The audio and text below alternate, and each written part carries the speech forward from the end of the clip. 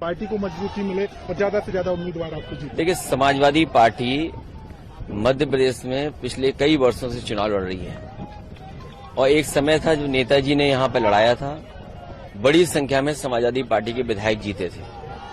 पिछली बार भी समाजवादी पार्टी जब चुनाव लड़ी, हमारी पार्टी का एक विधायक चुना गया और कई जगह बहुत अच्छे पार्टी के प्रत्याशी लड़े हैं। हमें उम्मीद है कि आज हम पूर्व विधायक लक्ष्मण तिवारी जी के कार्यक्रम में शामिल होने आया हूं। ये समाजवादी पार्टी से जुड़े हैं, चुनाव लड़ेंगे और मध्य प्रदेश में समाजवादियों ने काम किया और जरूरत है समाजवादी विचारधारा की। गरीब, महिलाएं, आदिवासी, अल्पसंख्यक और जितने भी हमारे पिछड़े और अगड़े मिलकर के हैं, बीजेपी को जवाब देना चाहिए कि केवल मध्य प्रदेश की सरकार नहीं थी उनकी, दिल्ली में भी सरकार रही है।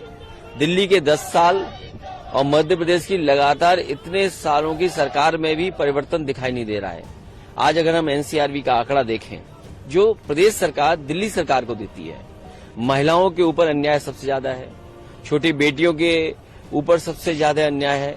एक तरफ अगर लाडली योजना आप चला रहे हैं तो कहीं न कहीं आपको उनकी सुरक्षा की भावना कैसे पैदा हो उसके बारे में सोचना होगा। बड़े पैमाने पे बेरोजगारी बढ़ी है और लगातार बेरोजगार बढ़ रहे हैं, आंकड़ों में भी, जमीनी हकीकत में भी।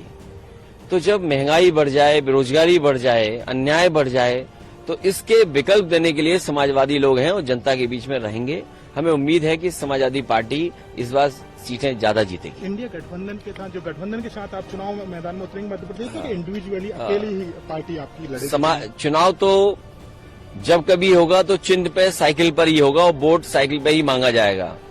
जो इंडिया गठबंधन है, हम इस कार्यक्रमों के साथ साथ अपना एसेस भी कर रहे हैं कि आखिरकार हमारी पार्टी कहां मजबूती से लड़ेगी और मजबूती से लड़ने के लिए अपनी पार्टी के कार्यकर्ता, नेताओं, संगठन से भी बात करने आया हूं और उनकी राय लेकर के आने वाले समय में इंडिया गठबंधन में किस तरीके से आगे बढ़ें उस पर भी विचार करेंगे। सर, क्या कारण है भारतीय जनता पार्टी ने केंद्रीय मंत्रियों को चुनाव मैदान में उतार दिया? नरेंद्र सिंह तोमर हूं, फंगत पटेल हूं, इन लोगों को तक चुनाव मैदान में उतारा है सर?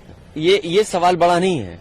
इससे भी बड़ा सवाल ये है कि लोकसभा में महिलाओं को अगर आप आरक्षण दे रहे हैं और आप ये कह रहे हैं कि 33% दलित और आदिवासी महिलाओं को हम सम्मान देंगे और उसके लिए नए लोकसभा में कार्यक्रम किया गया हो, बीजेपी की महिलाओं ने स्वागत किया हो, आपको ये सवाल पूछना चाहिए बीजेपी से कि जो अभी सूची जारी हुई है या आने वाले समय में जो सूची जारी होगी, क्या भारतीय जनता पार्टी अपने संगठन की जो महिलाएं काम कर रही हैं, क्या उन्हें 33% का स्थान देंगे?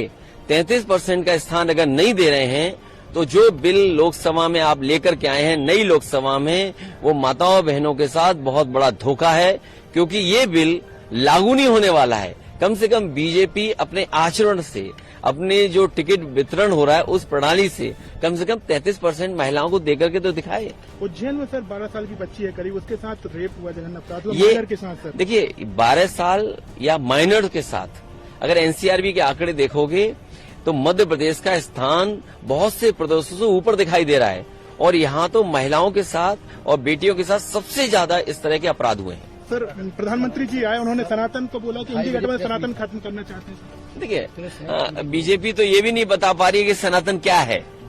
बीजेपी पहले ये तो बताए सनातन धर्म। लक्ष्मण तिवारी जी यहाँ खड़े हैं, पटेल जी खड़े हैं, हम खड़े हैं, क्या हम सनातनी नहीं है? बीजेपी ये समझती है कि बीजेपी को जो वोट दे रहा है वो सनातनी है और जो बीजेपी को वोट नहीं दे रहा वो सनातनी नहीं है। तो इसलिए ये बहस मत छेड़िए, इस बहस में हम बहुत लड़ चुके हैं यूपी में। धन्यवाद।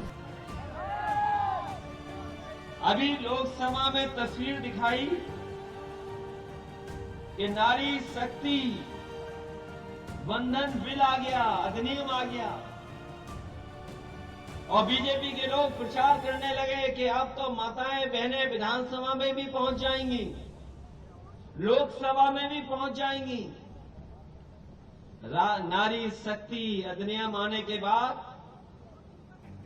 ऐसा प्रचार किया कि हमारी आदिवासी और दलित माताएं बहनें अब तो सदन में सीधे पहुंच जाएंगी। अभी बीजेपी ने सूची जारी की है